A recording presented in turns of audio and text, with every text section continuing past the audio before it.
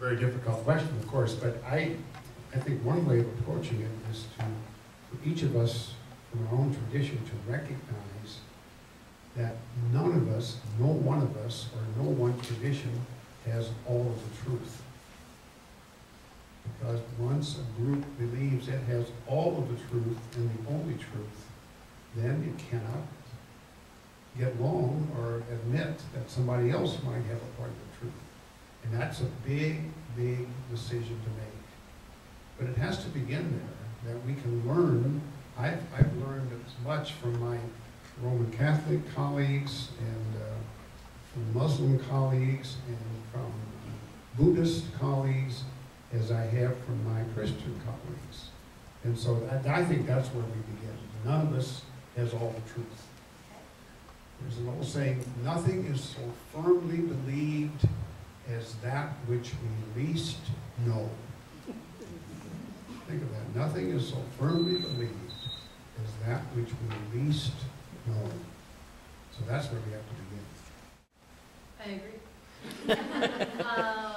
I guess I can't say that all of my friends share this belief with me, but I think it's possible to have a coherent and valid and systemic code of ethics separate from religion. My code of ethics comes from my religion, and I think many of us in the room would share that feeling. But I think that we also need to acknowledge not just faith communities, but there are many ways to come to a love of peace, a love of one another, and all of those goals, pursuing the good, ethical directives outside of faith community. And I think often, again, building on what Otis said, our commitments to our individual faiths gets in the way of recognizing that others can share the same goals. I think that people want to work for peace. They want their children to grow up in safe homes. They want other people to have food. They want our communities to prosper. They want other people around the world to be able to live productive, safe lives. So certainly, whatever it is that calls you to pursue those goals, if it's a faith community, if it is family,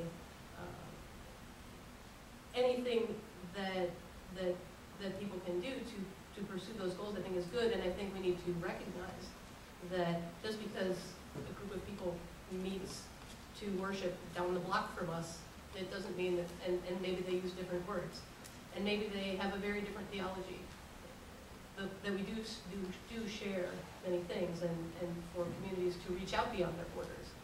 Certainly, and it's great when religious communities or secular organizations try to do good in the world internally. You know, this organization is promoting this great cause, that's great. But to sort of say, hey, how can we partner with somebody else? And how can we see those commonalities more? Whether that's within our community, or across communities, or whether that's around the world. I said it all. What should I say? Nothing. I agree with both of you. Again, my words are gone. So it's like, you know, we're all the same. We're all people. We're all here in this earth for a short time, you know. So why should we just spend our time fighting one another and hating one another? But we can just, you know, use that time that we have to learn from one another, respect one another, as Sarah said, and as you know, I'm sorry, I want to missay it, so I have to be very careful. It's just we get along with one another, respect one another, and we're just here on a short time, you know, on this earth. Look at a long time ago. Who's here still? From thousands of years, even hundreds of years. They're all gone. So it's the memory. It's so important. And as a community, I think we proved it to a lot of people. Some people, they say, oh, Lincoln, Nebraska is so small, it's just farming community. I think think in the past 16 years that I've been here, especially after September 11, we proved it that, you know, we're a community. It doesn't matter our differences, we can all pull together. I was working again at the Good Neighbor Center. We had so many people pouring from all different kind of churches and temple. People came and they helped my students and they made sure that we're safe, we're okay, nobody's gonna hurt us, and they went with us to the grocery stores, went with us to walk with the ladies to the classes, because those ladies didn't feel safe anymore, and took us grocery shopping, took us here and there, went to school to make sure the teachers, you know, moms made it to that parents-teacher conference that happened that week or something. So it was just, we proved it that we're a community that we really care about one another, and that's very, very important. We have just to put aside our differences and focus on, you know, the similarities. So, thank you. What I would say is the two things that I think would bring peace and understanding would be education and busting. And just some examples I'll give you. For our presentations, we bring in an evaluation, a quiz, if you will, that we provide the people that come to our events. And it has questions from all different faiths. Things that if you were a Jew, you would know the answer to the Jewish question, or the Catholic question, or the Islamic question.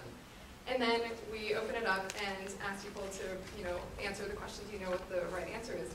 You would be amazed at how many people don't know anything about the other faiths and are surprised. One of the questions is how often does a Muslim pray a day?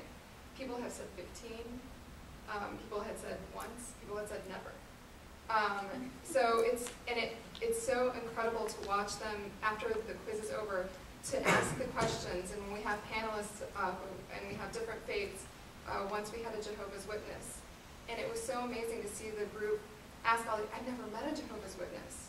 Oh, can you tell me? So how does that work? What do you do? How is it different? And just to see how excited they are, and having the individual come up to me afterwards and say, you know, I feel really comfortable to talk about it in this context because I've never felt comfortable telling people about my faith because, you know, I feel so secluded. So it's really, I think, education, giving opportunities like this to talk about these types of issues really help to create a dialogue where we can actually talk about these things and maybe build that peace and understanding and realize that we aren't so different, actually. One more comment. It's okay to recommend another book, isn't it? Yeah. Okay. Books are great. Probably the most important book I've read this year, and I do book reviews in public radio, as some of you know, so I read probably one new book each week, is called The Evolution of God. Some of you may have read that, Richard Wright. If you read that book, Evolution of God, then you realize how we all are on a common road together, because it's a fascinating study. So just read it and we'll see what happens. I want to follow up on education. I think that the next generation of Lincoln adults, that is the current elementary school students, are way ahead of us. I mean, we're all more than a couple of years out of elementary school. If you walk down the hallway at Elliott Elementary or McPhee, or if you go into Lincoln High, it doesn't look the way it did 50 years ago, and I think that's all for the good.